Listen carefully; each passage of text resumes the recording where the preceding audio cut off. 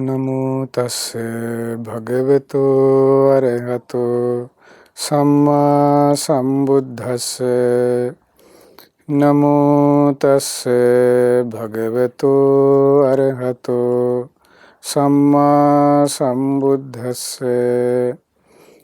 නමෝ තස්ස භගවතු අරහතෝ සම්මා සම්බුද්දස්ස. ඒ භාග්‍යවත් වූ අරහත් වූ සම්මා සම්බුදුරජාණන් වහන්සේට අපගේ නමස්කාරය වේවා. සාදු සාදු සාදු. අපට මේ උතුම් ධර්මය කියා දෙන ගුරු දේවෝත්තම කල්යාණ මිත්‍ර පින්වත් ලොකු ස්වාමීන් වහන්සේට ඔබ අප සියලු දෙනාගේම නමස්කාරය වේවා. සාදු සාදු සාදු. ශ්‍රද්ධාවන්ත පින්වත්නි, මේ වන විට අප සාකච්ඡා කරමින් සිටින්නේ අතිලීනය නැත්තං ඒට කියනවා අතිශයෙන් සැඟවී යාම කියලා. අතිලීනයට නොයා, අතිශයෙන් සැඟවීමට නොයා කොහොමද ඡන්දය, චිත්තය, විරිය, විමර්ශාව කියන මේ ඉර්ධිපාදයන් පුරුදු කරගන්නේ කියන කරුණ. එතකොට බලවත් ඡන්දයෙන්, බලවත් කැමැත්තෙන් යුක්තව, බලවත් වීරියෙන් යුක්තව, බලවත් අධිෂ්ඨානයකින් යුක්තව, බලවත් විමර්ශනයෙන් යුක්තව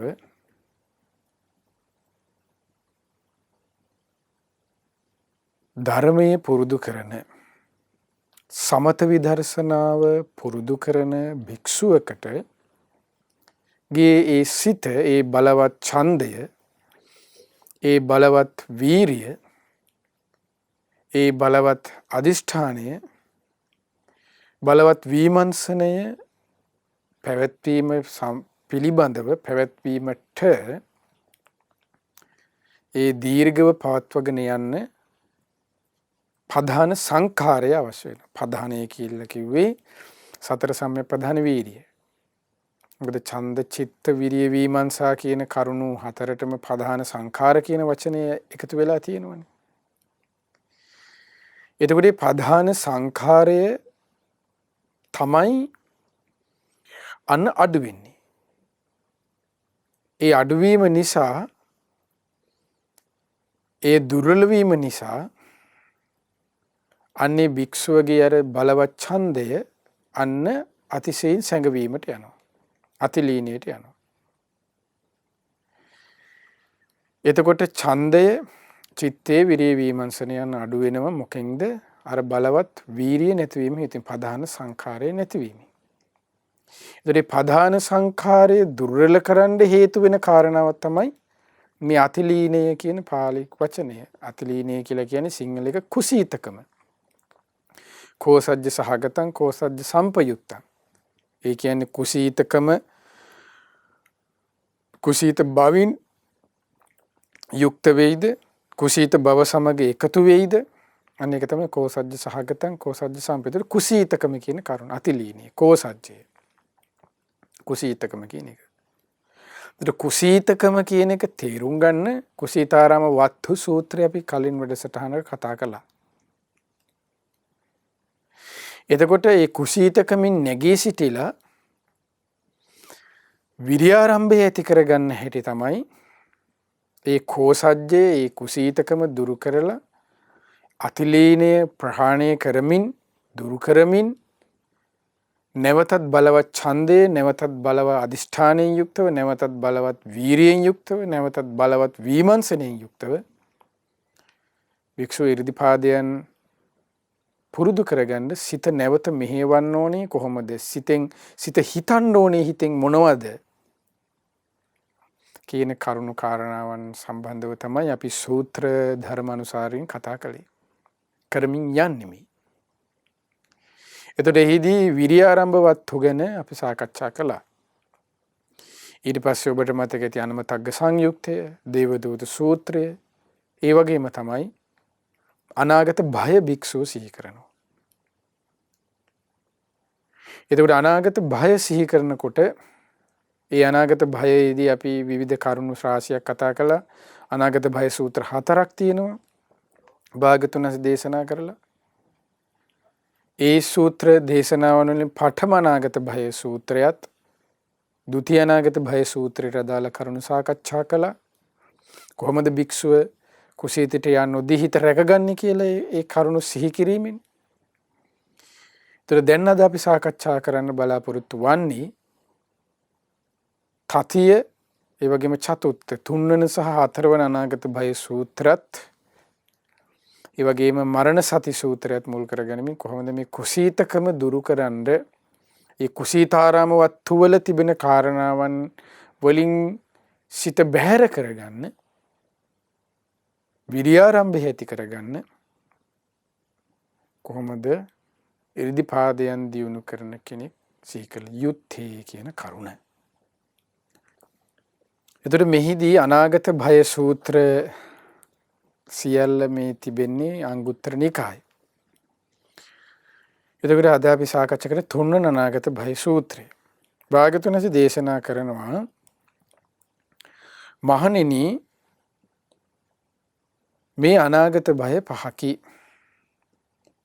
මේකල මේවා හටගන්නේ නැත්තේ. ඒ කියන්නේ ඒ භාග්‍යවතුන් වහන්සේ දේශනාවන් කරන කාලය තුල නැත්තේ. මේකල කියනකොට දැන් අද නෙමෙයි මේ කියන්නේ. අනාගතයේ හට ගන්නාහුය. ඔබ විසින් මේ දැනගත යුත්තේය. ඒවා දැන ප්‍රහාණය කිරීම පිණිස උත්සාහ දැරිය යුත්තේය. මේ අනාගත භය මේ කරනවලට ඔබ උත්සාහ දරුවේ නැත්තම් මෙසේ ධර්මයේ පිරිහීමෙන් විනය පිරිහියන්නේ, විනය පිරිහීමෙන් ධර්මයේ පිරිහියන්නේ. මහණෙනි, ඒ හේතුවෙන් භික්ෂුවගේ ශ්‍රමණ ඵල යන්නේ භික්ෂුවට සාක්ෂාත් කර ගැනීමට නොහැකි වෙන්නේ කියලා. ඔන්න පළවෙනි අනාගත භය, මේ තති අනාගත භය සූත්‍රයේ තියෙන පළවෙනි කරුණ භාග්‍යවතුන් දේශනා කරනවා. මහණෙනි, අනාගතයේ අභාවිත කය ඇති, අභාවිත සිල් ඇති, අභාවිත සිත් ඇති, අභාවිත ප්‍රඥා ඇති භික්ෂුහු පහළවන්නාහුය. අභාවිත කයෙන් යුතු, අභාවිත සීලයෙන් යුතු, අභාවිත සිතින් යුතු, අභාවිත ප්‍රඥාවෙන් යුතු ඒ භික්ෂුව අන්‍යයන් උපසම්පදා කරති. ඒ භික්ෂුව නදි සීලෙහි, අදි චිත්තෙහි, අදි ප්‍රඥාවෙහි හික්මවන්නට අසමත් වෙති. එතන මොකද්ද මේ අභාවිත කය, අභාවිත සීලය, අභාවිත සිත, අභාවිත ප්‍රඥාව කියලා කිව්වේ? අභාවිත කියන වචනේ තේරුම මොකද? භාවිතා නොකල. භාවිතා නොකල කියලා කියන්නේ මොකද්ද? කුමක් සඳහා භාවිතා නොකලද? කුසල් වැඩිවීමට, අකුසල් ප්‍රහාණය පිණිස භාවිතා නොකල සිත් ඇති, භාවිතා නොකරන සිල් ඇති, භාවිතා නොකරන ප්‍රඥාව ඇති යන්න කියන එකයි මේ. එතකොට මොකද වෙන්නේ? එහෙම පිරිස් අනාගතයේ ඔන්න මහාන වෙලා ඒගොල්ලොත් මොකද කරන්නේ? තම ගෝල බාලයෝ ටික හදා ගන්නවා කියන. දැන් ගුරාටත් ප්‍රඥාව නැහැනේ. ඊට පස්සේ මේ සීලයක් දහමක් මුකුත් නැහැනේ. මොකද වෙන්නේ? අන්න ඒ හින්දා ඒ මහාන වෙච්ච ගෝල බාලයෝත් මොකද කරන්නේ? අදි සීලෙහි, අදි චිත්තෙහි, අදි ප්‍රඥාවේ හික්මවන්නට අසමත් වෙති. එවිට වුන් අභාවිත කය ඇත්තෝ, අභාවිත සීල ඇත්තෝ, අභාවිත සිත් ඇත්තෝ, අභාවිත ප්‍රඥා ඇත්තෝ වන්නාහුය. එසේ අභාවිත කයෙන් යුතු, අභාවිත සීලයෙන් යුතු, අභාවිත සිතින් යුතු, අභාවිත ප්‍රඥාවෙන් යුතු ඒ භික්ෂුව මොකද වෙන්නේ? අන්‍යයන් උපසම්පදා කරමින් ඔවුන් අදි සීලේ, අදි චිත්තේ, අදි ප්‍රඥාව හික්මවන්නට අසමත් වීමෙන් අන්න ඒගොල්ලෝ මොකද වෙන්නේ කියනවා? ඒ හේතුවෙන් මහණෙනි, මෙසේ ධර්මය පිරිහීමෙන්, ඒ ධර්මයක් වඩන්න දන්නේ නැහැ. සීලේ කුමක්ද දන්නේ නැහැ. ඊට පස්සේ සමාධිය කුමක්ද දන්නේ නැහැ. ප්‍රඥාව කුමක්ද දන්නේ නැහැ. ශ්‍රද්ධාව දන්නේ නැහැ. වීරිය ගැන දන්නේ නැහැ. සීක ධර්මයන් ගැන දන්නේ නැහැ. කුසලයේ අකුසලයේ ගැන හඳුනන්නේ, පිනපව හඳුනන්නේ, යහපත අයහපත හඳුනන්නේ. එතකොට මේ හේතුවෙන් මොකද වෙන්නේ? අන්න ධර්මයේ පිරිහීමෙන් අන්න විනය පිරිහී යන්නේය. අපිට අපි අහලා තිබුණේ සාසනස්ස විනයස්ස සාසනස්ස ආයතන විනය පවතින්නත් එහෙනම් මොකද්ද? ධර්මයේ කියන එක තියෙන්න ඕනේ. ධර්මයේ පිරිහීමෙන් විනය පිරිහී යන්නේය. විනය පිරිහීමෙන් අන්න ආයත් ඉතිරි වෙලා තියෙන ධර්මයන් ටිකත් පිරිහී යන්නේ. මේ නිසා මහණෙනි පළවන අනාගත භය, මේ අනාගතේ මේ භය ඇති වෙන්න පුළුවන්. මේ දේවල් වෙන්න පුළුවන්. ඒ නිසා ඔබ විසින් දැන්ම මේ කරුණ වලට මුහුණ දෙන්න වෙයි කියලා සිහි කරමින් දැන්ම යහපතේ දෙන්න කියනවා. ඇයි? දැන් මේ වගේ සිද්ධියක් ඒ කාලේ වුණ දැන් විනය පිටකේ හරි ලස්සන විස්තරයක් තියෙනවනේ.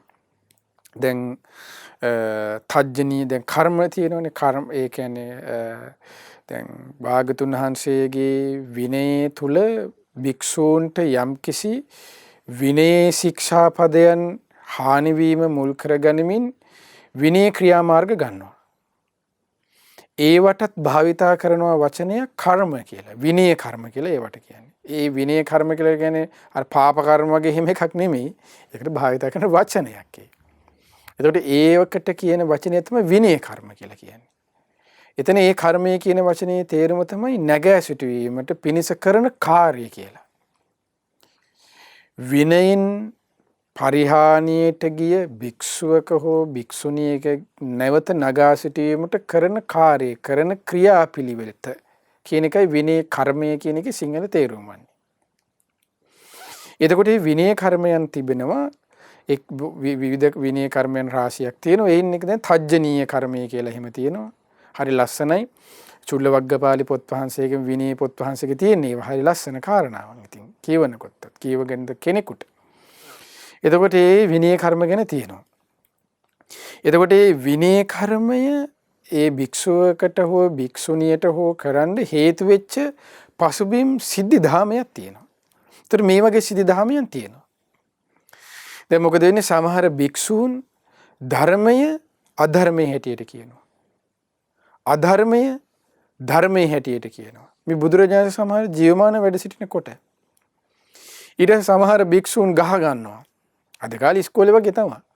එක්කෙනා ගහ ගන්නවා, බැන ගන්නවා, කලකෝලහර කර ගන්නවා. ඒ වගේ ඔය පොඩි කචල් බචල් වෙච්ච අවස්ථා තියෙනවා. ඒතකොට ඒ වගේ අවස්ථාවල අන්න පනවපු විනය කර්ම තමයි දැන් ඒ උදාහරණය තමයි මම කිව්වේ තජ්ජනීය කර්මය වගේ. තව විවිධ නම් වලින් රාශියක් තියෙනවා. විවිධ ශික්ෂා පදවලට. එතකොට අන්න ඒ වගේ අවස්ථාවකදී ඒ සමගිය පිනිස අන්න මේ විනය කර්ම පනවනවා. දැන් කොසබෑනුවර සිද්ධියට එහෙම ඒ වගේ සිද්ධි දාමයන් තියෙනවා. එතකොට එහිදී අන්න ඒවට හේතු සාධක වෙලා තියෙන්නේ මේ අභාවිත සීලය, අභාවිත ප්‍රඥාව ඇති භික්ෂූන් මේ ශාසනය තුල සිටීම. ඒ හේතුවෙන් මොකද වෙන්නේ? භාවිත සීලයෙන්, භාවිත කයෙන්, භාවිත ප්‍රඥාවෙන් යුක්ත භික්ෂූන්ට අන්න ඒගොල්ලෝ චෝදනා කරනවා නෑ මේකයි ධර්මය, ඔයාලගේ අධර්මය. මේකයි විනය, ඕකයි අවිනය කියලා. ඒතකොට ඒ කාලෙත් වෙලා තියෙනවා. ඒ වගේ අවස්ථාවන් තිබිලා තියෙනවා. ඒතර මේ අවස්ථාවවලදී මේ විනය පොත් වහන්සේලා හදාරනකොට ඒ කියවනකොට තේරෙනවා මේ චුල්ලවග්ගපාලේ. එතකොට ඒ කාලය තුල මේ භික්ෂුවට ගුණයක් පුරුදු කරගන්න අවස්ථාවක් නැහැ. ඒ කියන්නේ මෙන්න මේ විදිහේ දැන් හරි ලස්සන සිද්ධියක් තියෙනවා. මොකද්ද? ඒ ස්වාමීන් වහන්සේ පිණ්ඩපාතේ වඩිනවා. දැන් මේ රහතන් වහන්සේ නමක්. දැන් මේ ස්වාමීන් වහන්සේ මේ ගුණධර්ම වඩන උතුමන්වහන්සේලා පිණ්ඩපාතේ වඩිනකොට අර අභාවිත කයෙන් අභාවිත චිත්තයෙන් යුතු ඒ ගොල්ලෝ මොකද කරන්නේ? hina වෙනවා කියනවා. මේ අමුතු එකක් පුරුදු කරනවා නේ. මෙන්න මෙයාලා ගෙයින්ගෙට ඉල්ලන් කන්න යන සිස්ටම් එකක් පුරුදු වෙලා ළඟට ගෙනලා දෙනකන් ඉන්නේ නැතුව කියලා. එතකොට ඒ தത്വයට හිතන්නකො පිරිහිලා පිණ්ඩපාතයේ කියන කරුණත් කියන එකවත් තේරුම් ගන්න බැරුව එකල භික්ෂු සමාජයේ වැටුණා කියනකොට අද ගැන කියන්න දෙයක් නැහැ. එතකොට එකල සේවා සිද්ධි දහමයන් වෙලා තියෙනවා. ඒ තමයි විනය පොත් පහස්සෙලා කියනකොට මේ අද ඔයාලා මේ Facebook දාලා මේ පොඩි මේ කොල්ල කුරුට්ට හාමුදුරනේ මොන හරි කරපුවාම මේ පොඩි ජොලියක් ගන්නවනේ. ඒව නිකන් මේ ලාමක දේවල්. එකලත් එක්ක විනය පොත් වහන්සේලා කියවනකොට. ඒ තමයි භික්ෂුව මොකද කරන්නේ? හාමුදුරුවෝ ගිහිල්ලා ඒ කාලේ සිවුර එලනවා ශාලාවේ. රෑ ඉස්සර ඒ වගේ රෑ තිබිලා තියෙනවා. දැන් අද කාලේ කියන වගේ නයිට් ක්ලබ්. අද භාෂාවෙන් කියනවා ඉස්සරත් එහෙම තිබිලා තියෙනවා. භික්ෂුව මොකද කරන්නේ? සිවුර බිම එලනවා. දැන් ඉන්නේ. අඳන පිටින් මොකද කරන්නේ? ඒ සිවුර උඩ තමයි ඩාන්ස් කරන්නේ. එතකොට විනය පොත් වහන්සේලා කියන දැන් ඒ වගේ සිද්ධි ධර්මයෙන් එනකොට ඒ වික්ෂුන්ට ඒ විනය ක්‍රියාමාර්ග ගන්න තියෙනවා. එතකොට ඒ වගේ සිද්ධි ධර්ම එතකොට ඒ කාලවල තුල බොහෝ පරිහානියකට කළ ගුණධර්ම පිරිහි වඩන්න බැරි අන්න ඒ වගේ සිද්ධි ධර්මයෙන් වෙලා තියෙනවා. එතකොට ඒ කාලය තුල අන්න ධර්මයේ පිරිහීමෙන් විනය පිරිහිලා.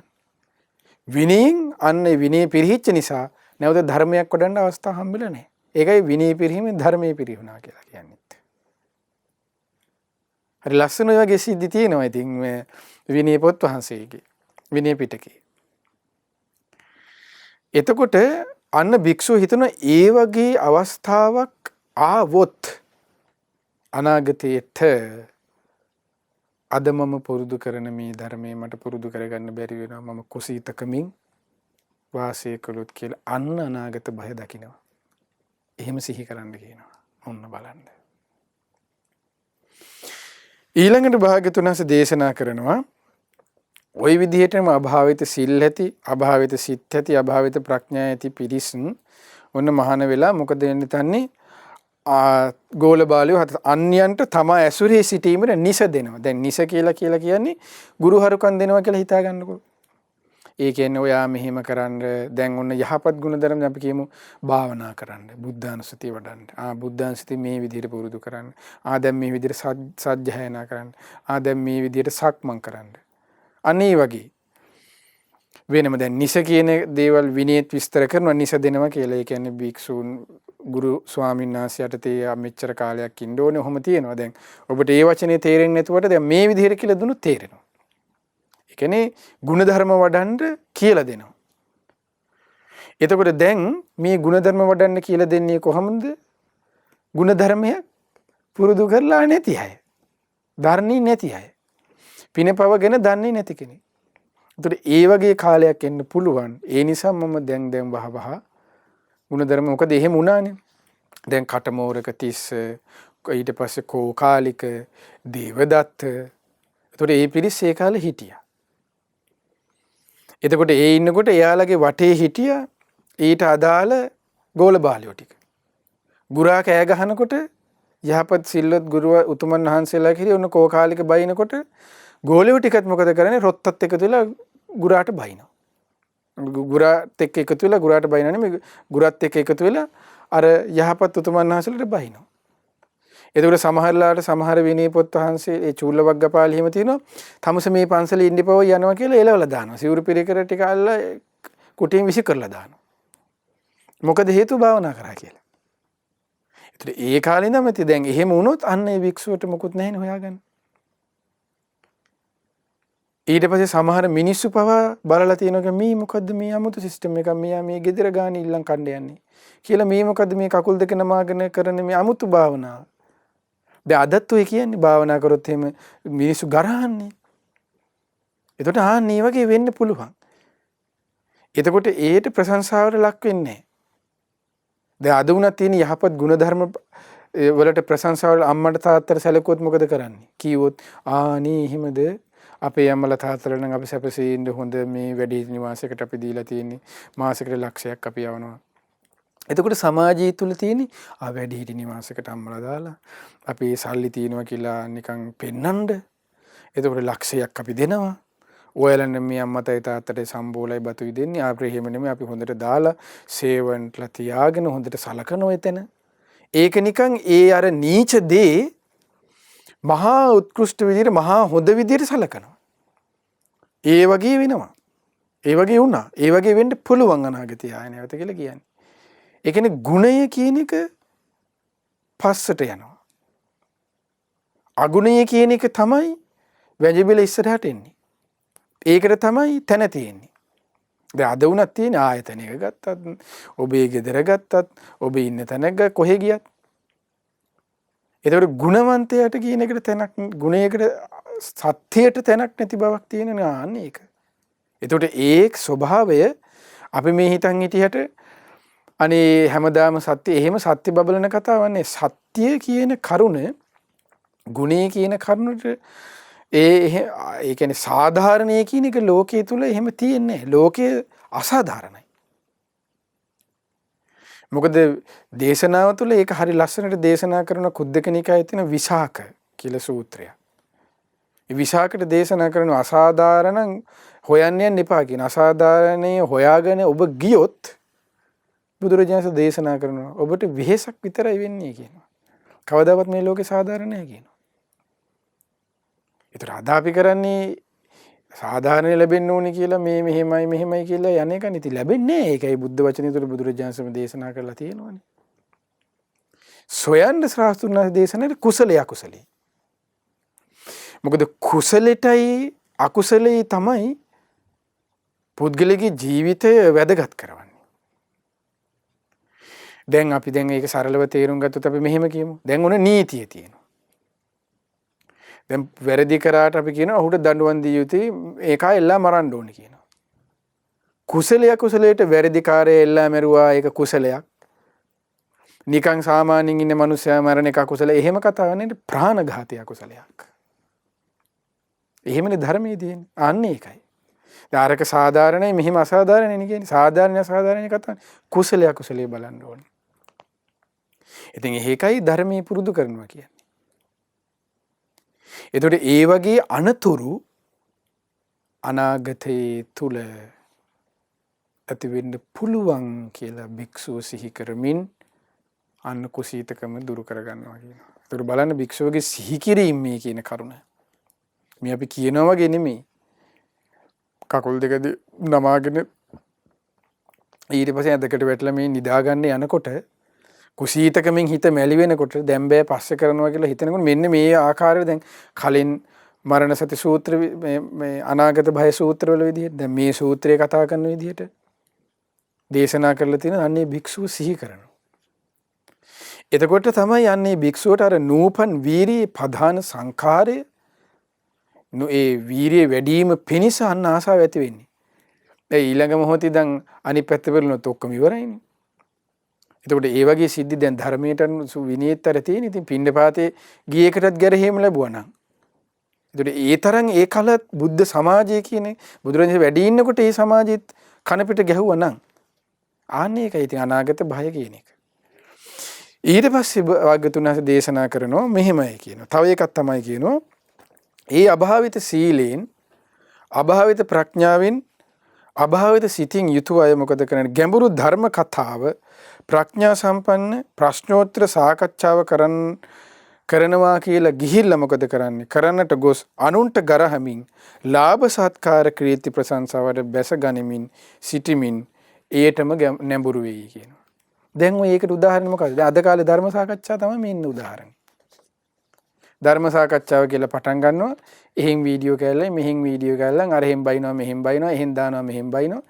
ඉතින් අවසානයේ දෙගොල්ලට බැනගෙන කොල්ල කුරුට්ටු ටිකක් ඉතින් කමෙන්ට්ස් දාලා ඊට පස්සේ මොකද්ද මේ ඉතින් දෙගොල්ල බැනගෙන මේ දෙගොල්ලම බලන්නේ මොකද්ද? අවසානයේ බලලා තියෙන හොඳට බලන්නකෝ. දෙගොල්ලම බලන්නේ views තියෙනවද කියලා. උපන් ඇඳුමින් හරි ඉඳලා views ටික වැටෙනවා නම් ඒ ඇති. ඒකේ යහපතක් ඕනේ නෑ. ඒක කියන්නේ මොකද්ද? කරන්නේ මොකද්ද? වෙන්නේ හැබැයි කත් කියන්නේ ප්‍රඥා ගෝචරව අපි ඉන්නේ කියලා. ප්‍රඥා ගෝචර එක නෑ. කොහොම හරි අනුන්ට හරි වෙන views වට ගන්න විතරයි ඕනේ. ඔන්න ඔහොම එකක් දැන් අද මේ අනාගත බය මේ. ඒක තමයි භාගතුනා දේශනා කළේ. අනාගතේ වෙන්න පුළුවන් කියලා. එතකොට දැන් මේ විදිහට වෙනකොට මොකද වෙන්නේ? යහපතේ හරියට ಗುಣධර්ම වඩන භික්ෂුවකට උනත් තැනක් නැහැනේ. ඒ භික්ෂුව තමයි එතකොට ගැරහීමට ලක් වෙන්නේ.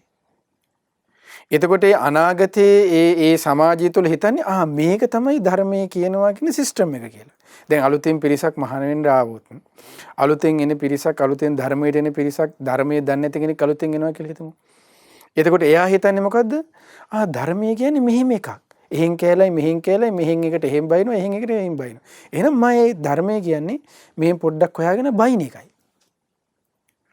ඒතර දන්නේ නැති මිනිස්සයා හිතන්නේ. ඇයි යාට පේන්නේ ඒකනේ ධර්මයේ කියලා දෙන්නේ. ඒකනේ.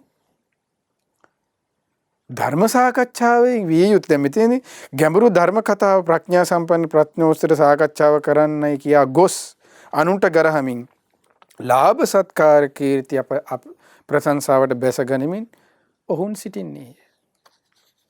එතකොට එයාලගේ අන්න ඒකයි views එකේ බලාපොරොත්තුව මොකද්ද? ලාභ සත්කාරය ගන්න එකයි. ඒ YouTube එකෙන් ගෙවනවනේ. views වැඩි වුණාම. ඒ වගේ තමයි ඉතින්. මේ අද සමාජයට ගලපලා මම මේ කියන්නේ ඔබට තේරුම් ගන්න. ඒතර මේ බුදුරජාණන් වහන්සේගේ බලන්න අපිට පහදින්න තියෙන පින්වත්නි ඒ තුන්කල් දක්ඥා ඥානය කියන එක. දැක්ක සාස්ත්‍රුන් වහන්සේ අනාගතේ මෙහෙම වෙන්න පුළුවන් කියන එක. මේ අනාගත භය කියලා දාලා තියෙන එකයි. ඒකයි බුදුරජාණන් වහන්සේ තුන් කාලෙම දකින්නවා කියන්නේ.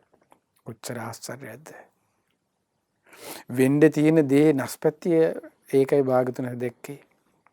මේ දේශනා කරන්නේ එහෙම වුණොත් මහණෙනි යහපත් ගුණ ධර්ම හැසිරෙන ඔබට අවස්ථාව අහිමි වෙනවා. අන්නේ නිසා දැන්ම වීරිය කරන්න කියන්නේ. එතකොට අර භික්ෂුව එහෙම සිහි කරනකොට කුසිත භවෙන් නැගී සිටින්න අන්න යාට මෙහෙම මොන අජපල් කට්ටිය සෙට්ුනොත් ඉවරයිනේ අය. මොන ඡන්ද චිත්ත විරිය විමර්ශාද? ආයතන ඉතින් ඡන්ද චිත්ත විරිය විමර්ශාවක් නැහැ. ආන්නේ එකයි.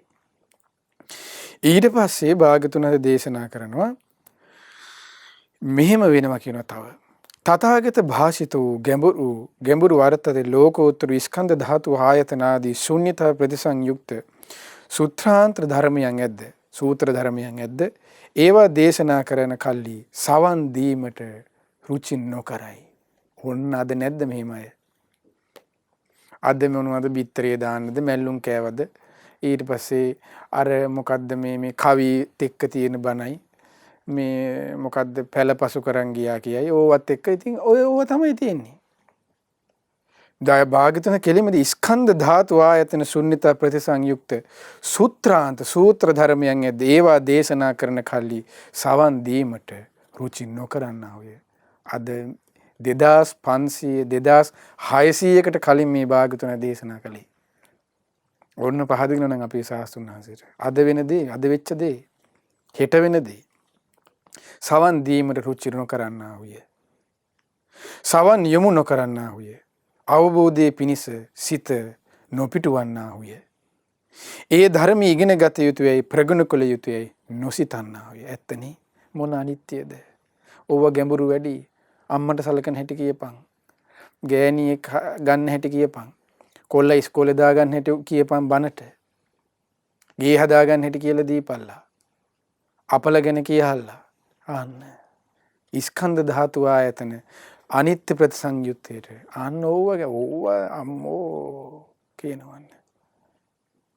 ප්‍රගුණ කළ යුතුයයි නොසිතන්නා වූය. යම් මේ කවියට අයත් වූ විසිතුරු අකුරු ඇති විසිතුරු වසන ඇති සසුනෙන් බැහැරව ගිය බාහිරයෙන් විවිධ ගොතන ලද ඒ දේවල් ඇද්ද ඒවා සවන් දීමට රුචි කරන්නා වූය. ඇත්ත නේද මේ? සවන් යොමු කරන්නා වූය. අවබෝධයේ පිණිස ඒ දේවල් අවබෝධයේ පිණිස සිත පිහිටවන්නා වූය. එකල්ලි මහණෙනි ධර්මයේ පිරිහීමෙන් විනයෙහි පිරිහි යන්නේය. විනයෙහි පිරිහීමෙන් ධර්මයේද පිරිහි යන්නේය. ඒ නිසා මහණෙනි දැන්ම වහා වීරිය ආරම්භන්න බලන්න. ඊළඟට ශාස්ත්‍රුන් වහන්සේ දේශනා කරනවා යම් මේ අභාවිත කය අභාවිත සීලේ අභාවිත ප්‍රඥා ඇති ඒ භික්ෂුහු සිව්පස ලාභේ අරමුණු කොට වසන්නා වූය. ශාසනයේ ලිහිල් කොට පිරිහෙන කරුණු ලං කරගන්නා වූය. ඒ පිරිහෙන කරුණු පෙරටගෙන හුදකලා භාවනාවේ යෙදීම පිණිස වෙර වැඩීම අත්හරින්නා වූය. නිවන් පස්සේ දකින්න පුළුවන්. ගග ඔය කියන්නේ. භාවනා යෙදීම පිණිස වෙර වැඩීම අත්හරින්නා වූය. නොපත් මාර්ගඵලයන් ලැබීම පිණිස අද් නොතුටු අධිගමයන් අත්දැකීම පිණිස සාක්ෂාත් නොකර මාර්ග ඵල අධිගමයන් සාක්ෂාත් කිරීම පිණිස වීරිය ආරම්භන්නේ නැත්තේය. මොන මාර්ගඵලද මොන සෝවාන්ද? දැන් ඔය කියන්නේ ඔවුන්ගේ පැවිදි බව ලබන පස්චිම ජනතාව. ඒ කිව්වේ කවුද? ගෝලයෝ ටික. උපාසක උපාසිකාවෝ කියලා එකතු වෙන පිරිස පස්චිම ජනතාවද ඔවුන්ගේ දෘෂ්ටියට දැන් මේ මට මේක අහලා මට බයින්න එපා. මේ බුදුරජාණන් වහන්සේ දේශනා කරපු ඒ සූත්‍රය මේ කියන්නේ මම මේ තති අනාගත බය සූත්‍රය අරන් කියවන අංගුත්තර එකයි. මේ විදිහටම අකුරක් නෑරම මේ විදිහටම තියෙනවා. එතකොට පස්චිම ජනතාවද ඔවුන්ගේ දෘෂ්ටියට පැමිණෙන්නේය. අන්න මිනිසුත් ඊට පස්සේ කියන ඕ ඇත්ත තමයි. දැන් කියන්නේ මිනිසුත් ඔය මේ සෑවල් වටා මේ පැන් පාත්‍ර තියලා හරියන්නේ අපිට ෆිල්ටර් හදලා දීපල්ලා කියලා කියන්නේ. පස්චිම ජනතාවද ඔවුන්ගේ දෘෂ්ටියට පැමිණෙන්නේය. ඒ පස්චිම ජනයෝද සිව්පස ලාභයේ බහුල කොට වාසය කරන්නාවිද. ගුරුයි ගෝලයි ඔක්කොම එකයි එතකොට. ශාසනයේ ලිහිල් කොට පිරිහෙන කරුණු ලං කර ගන්නා වූ පිරිහෙන කරුණු පෙරටගෙන හුදෙකලාවේ භාවනා යෙදීම පිණිස ඇති වෙර වැඩීම අත්හැරෙන්නාහුය. ඒ හේතුවෙන් ධර්මයේ පිරිහීමෙන් මහණෙනි විනය පිරිහී යන්නේය. විනය පිරිහීමෙන් ධර්මයේ පිරිහී යන්නේය. මහණෙනි මේ පස්වෙනි අනාගත භය දැකමින් ඔබ විසින් දැන්ම වහවහ වීර්ය ආරම්භ කළ යුතු වන්නේය. ඔන්න සිහි කරනවා නම්. එතකොට භාග්‍යතුන් වහන්සේ ওই විදිහට දේශනා කරනවා. ඒ තුන්වෙනි අනාගත බය සූත්‍රය.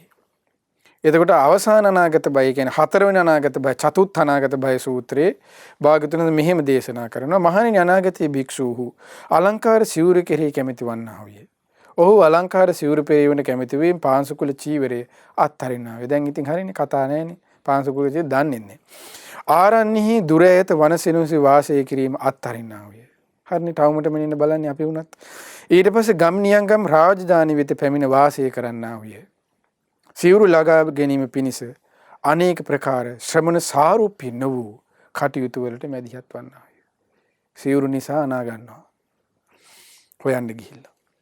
ඊට පස්සේ තමයි කියනවා ප්‍රණීත ආහාර පාන කෙරෙහි කැමැති වන්නා වූයේ. ඔහු ප්‍රණීත ආහාර පානයට කැමැති වෙමින් පිණිසිගා යෑම අත්හරින්නා වූයේ. ආරණ්‍යෙහි දුර ඈත වනසෙනුසුන් වාසය කිරීම අත්හරින්නා වූයේ. ඔබම කල්පනා කරලා බලන්න. ඊට පස්සේ අලංකාර කුටි සෙනසුන් කෙරෙහි කැමැති වන්නා වූයේ. අලංකාර කුටි සෙනසුන් වලට කැමැති වෙමින් රුක්ෂවණී වාසය කිරීම අත්හරින්නා වූයේ. ආරණ්‍යෙහි දුර ඈත වනසෙනුසුන්හි වාසය කිරීම අත්හරින්නා වූයේ. ගම් නියංගම් රාජධානි වෙත පැමිණ වාසය කරන්නා වූයේ. අලංකාර කුටි සෙනසුන් පිණිසද අනේක ප්‍රකාර ශ්‍රමණ සාරූපී වූ කටයුතු වලට මැදිහත් වෙන්නා වූයේ. මහණෙනි මේ තුන්වෙනි අනාගත බයයි. මේ කියන්නේ ඉන්න කුටියක් හදාගන්න එක වෙහෙරක් විහාරයක් හදන්න එපා කියන එක නෙමෙයි. ඊට පස්සේ භාග්‍යතුන් වහන්සේ දේශනා කරන භික්ෂු භික්ෂුණීන් සික්ඛමානාවන් සාමණේරියන් සමග එකට එක්ව වාසය කරන්නා වූයේ. මහණෙනි මෙලෙස භික්ෂූන් භික්ෂුණීන් සික්ඛමානාවන් සාමණේරියන් සමග එකට වාසය කිරීම ඇති කල්හි වෙන්නේ මෙච්චරයි කියනවා. එනම් බඹසර කිලිටි වන්නේය. අන්න ඇයි පෙට්‍රලුයි ගින්දරයි එකට දැම්මම මොකද වෙන්නේ ඉතින්? ඇවිල්ලා යනවනේ. ඇයි රාග දේශ මොහ තියෙන අයමනේ ඉන්නේ. හාමුදුරු ගොල්ලොයි ඊත් මෙහෙන් ඉන්නොයි එකට ඉන්නවා ඉතින්. කොයි වෙලාවෙ භෝග ගාලා ඇවිල්ලාද ඉතින් දන්නේ නැහැ. ඇයි මේ භාගතුන් වහන්සේ එකට එක්ව වාසය කරන්න ආවිය. ඉස්සර හිටියේ වෙන වෙනම. එතකොට බලන්න මේ වෙන දේ. එතකොට මේ තියෙන දැන් ශාසනය පිරිහීමත් එක්ක මේ දැන් පිරිහීගෙන යනකොට ගුණධර්ම වඩන්න තියෙන පැත්ත අඩු වෙනවා කියලා අන්න වහ වීර්යය. දැන් මේ කරුණ වලට එකම උදාහරණය මොකද්ද? කාශ්‍යප බුදුරජාණන්සේගේ කාලේ ඇයියට තියෙන ස්වාමීන් වහන්සේලේ පිරිස පිරිහෙනකොට කුමාර කශ්‍යප මහ රහතන් අද කාලය තුල බාහ්‍ය දාරුචීරිය මහ රහතන් ඒ කට්ටිය ඔක්කොම අර ගල් පර්වතය උඩ දැන් ශාසනය පිරිහිලා දැන් මෙන්න මෙහිමයි අපි වෙර වඩමු කියලා අර ගල් පර්වතය උඩට නැගලා භාවනා කරන්නේ. ඒතර අන්න මේ වගේ කාලයක්. මේ සූත්‍රයේ සඳහන් වෙන වගේ කාලයක්. අන්න එතකොට බඹසර කිලිට වන්නා විය. කිලිට වූ ආපත්තීන්ට පත්වන්නා විය. එසේ නැත්නම් ශික්ෂාව ප්‍රතික්ෂේප කොට ගිහිවන්නා. දෙන්නම යමන් පණේසිරි සැප දෙන්නයි කියලා දෙන්නම සිවුරු ඇරලා ගෙදර යනවා. ඒ ඔහොම වෙනවා කියන මේ භාග්‍යතුන් වහන්සේ දේශ ශික්ෂා ප්‍රතික්ෂේප කොට ගිහිවන්නා විය. ඔන්න වෙච්ච දේ. ත්‍රාණී වගේ අනතුරු වෙන්න පුළුවන් කියලා තේරුම් ගනිමින් දැන් මන්න ධර්මයේ සිරින් කුසීතකම් බහැර මේ බලන්න මේ හරිය ලස්සන කාරණා මේ හිතක දැන් මේ විදිහට සිහි කරනකොට හිතට බලන්න කොච්චර ප්‍රමෝදයක් ප්‍රීතියක් ඇදෙන මෙලි බව අඩු වෙලා යනවනේ. මෙහෙම වෙන්න පුළුවන් නේ අප්පා කියලා. දැන් මේ මහානකොට මෙහෙම කියවනකොට අපිට කොච්චර සතුටක් එනවද හිතට. මේ ධර්මයන් කියවුණා නේ මෙහෙම වෙන්න පුළුවන් නේ උනේ කියලා. ඒතර මෙහෙම වුණොත් අපිට අනතුරක් තියෙනවනේ කියලා. පිනක් දහමක් හරි කරගන්න හිත නැමෙනවනේ. එතකොට බලන්න ඊට පස්සේ කියනවා භාගතුන් අනාගතෙහි මොකද වෙන්නේ කියලා. ආරාමිකයන් සාමණේරයන් එකට ඉන්නෝගේ ගිහියෝයි මිනිස්සුයි හාමුදුරුවෝයි භික්ෂුණීනි මෙහෙණිය ඔක්කොම එකට ඉන්නවා කියනවා. එකට ඉඳගෙන වාසය කිරීම කල්හි මොකද වෙන්නේ කියනවා. නොඑක ආහාර පාන රැස් කර ගනිමින් ගස් කොළන් වවාගෙන පොළවක හාරලා ඊට පස්සේ මේ විවිධ දේවල් හදාගෙන කරාගෙන මේ ගිහි පැවිදියකින් ජොලියෙන් ඉන්නවා කියනවා. දෙගොල්ලම එතකොට එකයිනේ. එතකොට ඒ වගේ වෙනවා කියනවා අනාගතේ. දැන් ඒකනේ දැන් අර දැන් අතන සිද්ධිය උනේ. එතකොට මේ විනය ඒ චූලවග්ගපාළි වල තියෙන විස්තරය කියවනකොට එතකොට මේ සිද්ධිය වෙලා තියෙනවා ඒ කාලෙත්. එතකොට තේරෙන්නේ යහපත් භික්ෂුව කියන්නේ යහපත් භික්ෂුවගේ ස්වභාවය. දැන් ඒ ස්වාමීන් වහන්සේ බිම් බලාගෙන පිණ්ඩපාතේ වඩිනවා කියන. දැන් තියෙන දේශනාවේ තියෙන ඔක්කිත චක්කු අන්තරගරේ ගමිස්සාම සික්ඛාකරණීය. ඇවිදගෙන යනකොට ඇතුල් ගමේ ගම තුල මොකද කරන්න ඕනේ? බිමට යොමු කළ net ඇතුව යන්න ඕනේ කියනවා. අර මිනිස්සු ඊට පස්සේ කෑ ගහනවා කියන මේ මොකද මේ පොළොවට ඔරවන් යන්නේ? අපේ හාමුදුරුවෝ නම් අනේ මේ කොහොමද නංගියේ මල්ලී කියලා අපිත් එක්ක ජොලියෙන් කතා බහ කරලා නේ මේ ඉන්නේ. අපේ ගෙවල ලැබිලා මේ අපිත් එක්ක එකට පුටුවේ වාඩි වෙන්නේ. මේ හාමුදුරුවෝ විතරක් මේ 아무තු විදිහට මේ බිම් බලාගෙන යනවා මේ ගමේ ඇතුළට ඇවිල්ලා කියලා. ඒක දැන් එහෙම වුණාට පස්සේ තමයි මේ ස්වාමීන් ගිහිල්ලා බුදුරජාණන්සට කියලා ඒ භික්ෂූන් එක්කන් ඇවිල්ලා ඊට පස්සේ විනය කර්මය එතන සිදු කරන්නේ. ඒතර අද ඒ වගේ පරිසරයක් නෑ. ඉතින් අද අනාගත භය මේ විදිහටම තියෙනවා. හිත තව වැඩි වෙනවා. ඒ නිසා මේ තීරණ ටිකෙන් හරි අන්න ප්‍රයෝජනෙ ගන්න කියලායි භාගතුන් වහන්සේ මේ දේශනා කරන්නේ. එතකොට ඔන්න ඒ අනාගත භය සූත්‍රය. ඒ කාරණාව ඔය විදිහට විස්තර කරනවා. චතුත්ථ අනාගත භය සූත්‍රය. ඊට භික්ෂුවකට කුසීතකමින් දුරු කරගන්න මරණ සතිය පුරුදු කරගන්න පුළුවන්. ဒုတိ ය මරණ සති සූත්‍රය අංගුත්තර නිකායේ තියෙන්නේ. මෙහිලා භික්ෂුව දහවල් ගෙවි ගොස් රැය එළඹෙන කල්ලි මෙසේ නුවණින් සලකයි. කියන්නේ දහවල් ඉවර වෙලා දැන් රාත්‍රියේ භික්ෂුව මෙසේ සලකනවා කියන්නේ. මාගේ මරණයට බොහෝ කාරණා වූ තිබෙත්. සර්පයෙක් හෝ මට දෂ්ට කරන්නේ, ගෝනුස්සෙක් හෝ පත්තයෙක් හෝ සතෙක් දෂ්ට කරන්නේ. පය පැකිලි හෝ මම වැටෙන්නේ. අනුභව කළ ආහාරය හෝ නොදිරවා පිත කිපීමෙන් හෝ සෙම කිපීමෙන් හෝ මාගේ මරණය සිදු වී හැක්කේ. ආයුධයක්සේ නපුරු ලෙස මාගේ වාතයේ කිපීමෙන් හෝ මාගේ මරණය සිදු වී හැක්කේ. මිනිසුන් හෝ මාව මැරීමට උපක්‍රම කොට ඔවුන් හෝ මාව මැරිය හැක්කේ. අමනුෂ්‍යයන්ගේ ග්‍රහණයට හෝ ලක්ව මාගේ මරණය සිදු වී හැක්කේ කියා. මේ හේතුවෙන් මාගේ මරණයට පත්විය හැක්කේ. ඒ මට අනතුරකි වශයෙන් සිහි කොට භික්ෂුව භාගතුන් දේශනා කරනවා. පදන් වීරිය වඩන්න උත්සාහ කරනවා කියනවා. ඒක මරණය ගැන සිහි කිරීම.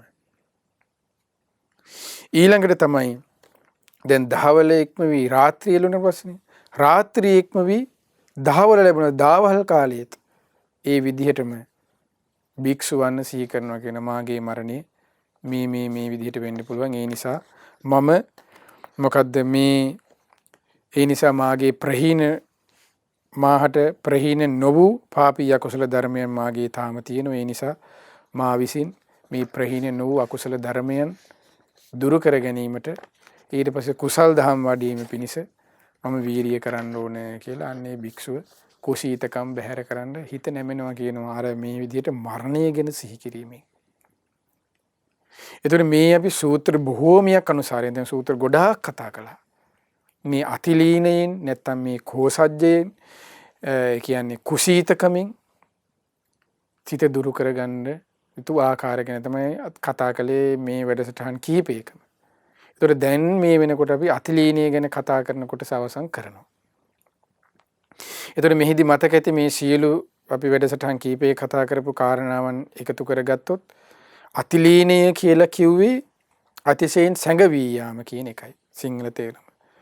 එතකොට අතිශයින් සැඟවීලා ගිය අර ඡන්දේ වඩන්න තිබිච්ච පදන් වීරිය, අදිෂ්ඨානයෙන් තිබිච්ච ඒ පදන් වීරිය, ඊට පස්සේ වීරියෙන් ඊට පස්සේ විමර්ශනය සඳහා තිබිච්ච පදන් වීරිය තමයි සැඟවෙන්නේ. ඒ සැඟවුණු පදන් වීරිය සැඟවීමට නොදී කුසීත බවට යා නොදී අන්න නැවත ඡන්දය බලවත් ඡන්දයෙන් බලවත් විමර්ශනයෙන් බලවත් චිත්තයෙන් බලවත් වීරියෙන් යුක්තව ඊර්ධිපාද දියුණු කරගන්න හිත මූලිකවම මේ ඊර්ධිපාදයන්ගේ මේ ඇත්තටම මේ කතා කරන්නේ මේ ප්‍රාථමික තැන. මේ ඉහළම තැන ඉඳන් නෙමෙයි මේ කතා කරන්නේ. මුලින් ඉඳන් සරලව කතා කරන්නේ. මුලින් ඉඳන්ම පුරුදු කරන කෙනෙක් අන්න ටික පුරුදු කරගන්න හැටි. ඒතර මෙන්න මේ කාරණාවන් සිහි කරමින් අන්න කුසීතකම දුරු කරනවා. ඒතර කුසීතකම කියන්නේ කුමක්ද කියන එක අපි කතා කළේ. කුසීතයට අයිති කාරණාවන්. තේරුම් ගන්න ඒ කුසීතාරම් වත්තු සූත්‍රයේ වෙන වැඩසටහනක් කතා කළා. විරියාරම්භ වත්තු වෙනම කතා කළා. ඊට පස්සේ කුසීත භවෙන් නැගී සිටින්න වෙන ඔබට මතක ඇති දේවදූත සූත්‍රය, අනමතග්ග සූත්‍රය, අනමතග්ග සංයුක්තය සාකච්ඡා කළා. ඊට පස්සේ අනාගත භය සූත්‍ර 4ම අපි කතා කළා. ඊට පස්සේ මේ මරණ සති සූත්‍රය ආදී කතා කළා. මේ කුසීතකමින් දුරු කර ගැනීම පිණිස. ඒතර මෙන්න මේ කියපු කාරණාවන් ටික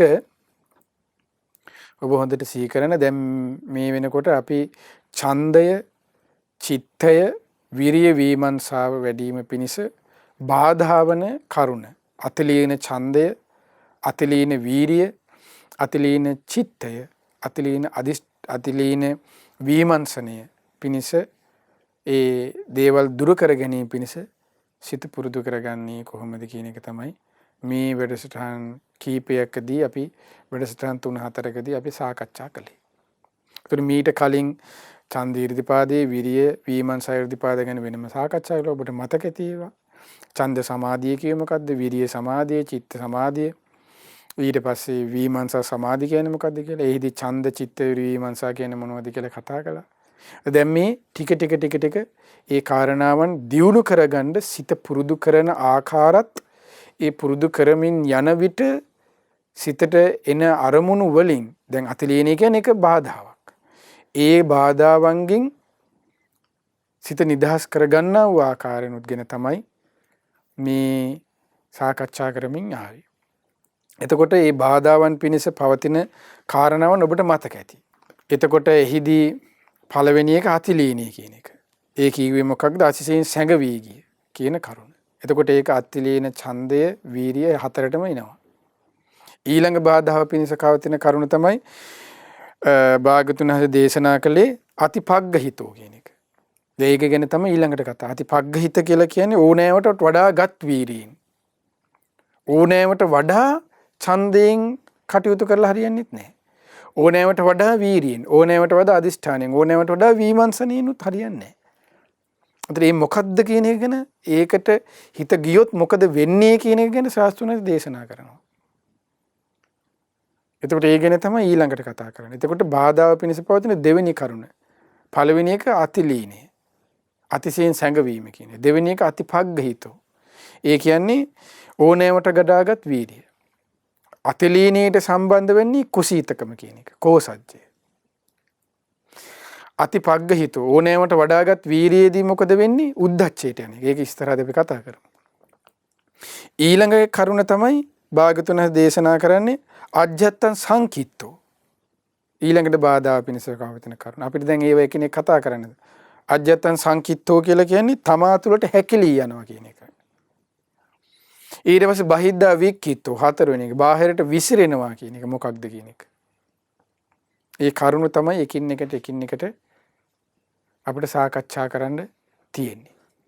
එතකොට මෙහිදී අතිශයින් සැඟවීම කියන කරුණ තමයි ඔන්න සාකච්ඡා කරලා අවසන් කළේ. එතකොට ඒට අතිශයින් සැඟවිනා කියන කරුණට අදාළ වන්නේ මොකද්ද? කෝසජ්ජය කියන එකයි. කුසීතකමයි. අතිපග්ගහිතෝ කියන ඊළඟට බල දැඩි ලෙස ගත්ත ඕනෑවටත් වඩාගත් වීරියෙද්දි මොකද වෙන්නේ? ඒදි විස්තර කරන්න භාගතුන උද්ධච්චයට හිත යනවා කියන එකයි. ඊළඟට තමයි තමා තුළට හැකිලී ගියා කියන කරුණ.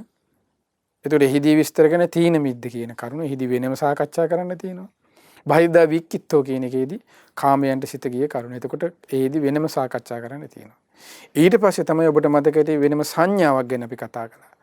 පච්චාපුරේ සංඥාව කියලා. පසු පෙර සංඥාවෙන් මත වැඩ පුරුදු කරනවා කියලා මේ ධර්මයන්. මේ කරුණු බැහැර කරමින් පච්චාපුරේ සංඥාවෙන් වාසය කරනවා කියලා. උද පච්චාපුරේ සංඥාවට ඔබට මතක ඇති. යතාපුරේ තථාපච්චා යථාපත්තා තථාපුරේ ඔය කරුණ වල සරල සිංහල තේරුම අපි කතා කරා. යථා ආදෝ තථා උද්ධං උඩ යම්සේද යටත් එසේ යට යම්සේද උදසේ දහවල යම්සේද රාත්‍රියේ දෙසේ රාත්‍රියේ දහවල යම්ස එසේ ඔය විදිහට මතක ඇති.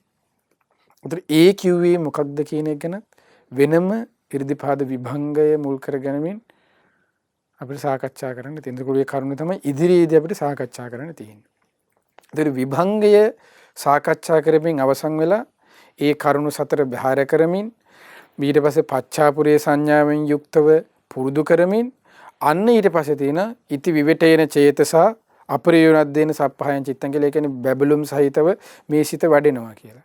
එතකොට මේ බැබළුම් සහිතව විවෘත වූ සිතින් හිත වඩනවා කියන්නේ කොහොමද? එතකොට මේ පළවෙනි දෙවෙනි තුන්වෙනි හතරවෙනි ධ්‍යාන වලට සිත සමවදින හැටි. ඒ හතරවෙනි ධ්‍යානයට පස්සේ යන්න සිත ඊට පස්සේ ඉරිදීන්ට සිත එකින් එකට හිත පුරුදු කරන හැටි ඒ සාකච්ඡා කරන්න තියෙන. ඊට පස්සේ ඒ ඉරිදීන් එකින් එක වෙනම කතා කරන්න තියෙනවා. කොහොමද ඒ එකින් එක ඉරිදීන්ට හිත වෙනස් කරගන්නේ? තනි කෙනෙක් ඉන්නකොට බොහෝ පිරිසක් විදිහට මවා ගන්නවා කියන්නේ ඒක එක ඉරිදියක්. එතකොට ඒක කොහොමද? ඊට අහසේ පළඟක් බැඳගෙන ගමන් කරනවා. ඒ ඉරිදියට කොහොමද හිත මේවා කරන්නේ? එතකොට ඒ වෙන විදිහට එක විවිධ අවශ්‍යයෙන් හරි ලස්සන මාතෘකාවක් මේ සාකච්ඡා කරන්න තියෙනවා. ඊට පස්සේ irdipaada දැන් ඊට පස්සේ අපිට තියෙනවා පටිසම්භිදා මග්ගප්පකරණේදී ඊට පස්සේ irdi කතා වෙනම කතා කරන්න තියෙනවා. ඒක තමයි මේ irdipaada භාවනා වැඩසටහන් මාලාවෙන් අපිට සාකච්ඡා කරන්න තියෙන්නේ. ඉතින් අපි බලමු මේ විදිහට අපිට සාකච්ඡාව කරගෙන යන්න. ඉතින් මේ විදිහට irdipaadaයන් දියුණු කරගැනීමෙන් ගෞතම බුදුසසුනේ පිළිසරණ ලබන්න ඔබ අප හැම දිනාටද වාසනාව සැලසේවා.